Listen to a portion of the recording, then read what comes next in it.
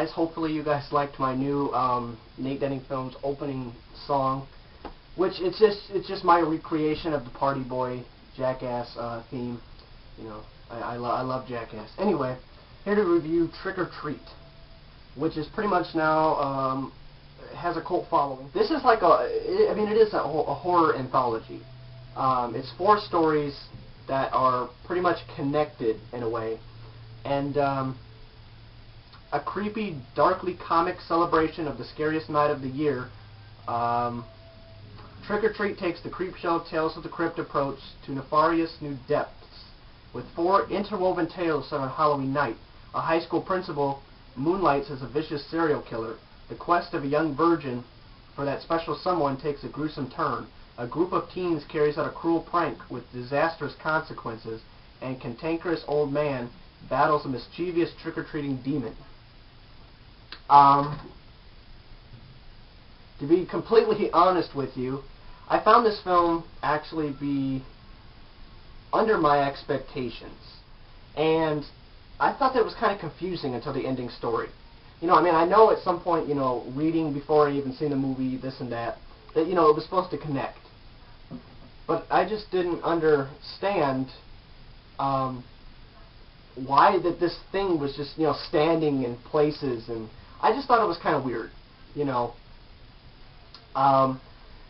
The first story was, I think, in my honest opinion, pretty stupid. You know, the high school principal is a serial killer. I thought that was pretty stupid. I mean, that's just my opinion. The second one,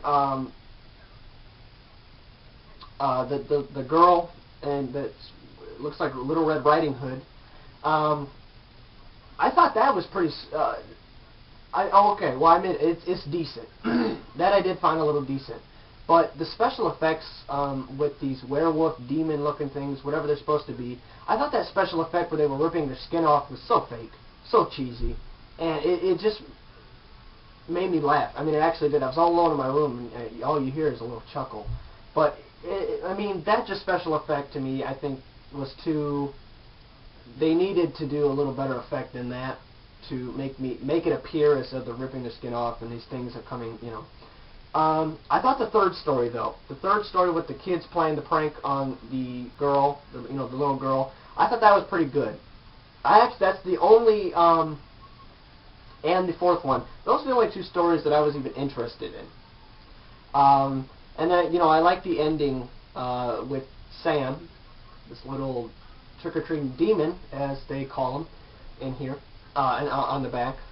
I thought that was pretty good, because it's sort of, the guy doesn't believe in Halloween, and if you don't believe in Halloween, Sam's going to come and kill you.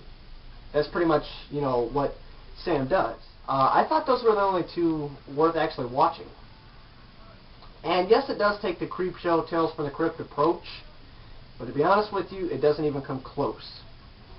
Now, the acting, I wouldn't say was the greatest in this film, but it did have some parts in it, you know, that you do have to look at and go, what kind of acting school did you come from? You know what I mean? But overall, I think the acting was actually pretty great.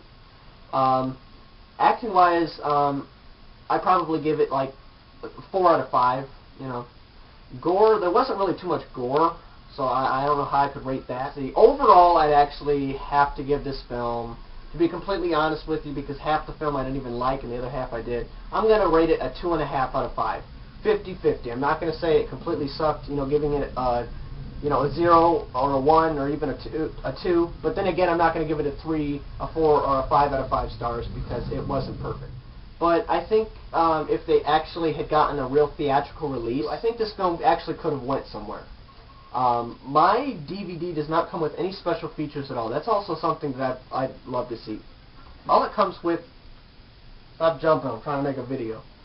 All this comes with is Trick or Treat Season's Greetings, an animated short with optional commentary by Michael Dougherty? I don't know. It's only good to watch on Halloween. It's nothing unless you watch it on Halloween. You know, from ShockToYouDrop.com, they call it the quintessential Halloween film. But, I mean, there's many other Halloween-themed films out there that, to be honest with you, are a lot better than Trick or Treat. But as a Halloween film, only watching on Halloween, It does get kind of boring in the beginning, and it's kind of confusing until the end. Like I said, overall, I give it a 2.5 out of 5. It's not completely stupid, but it's not the best, you know.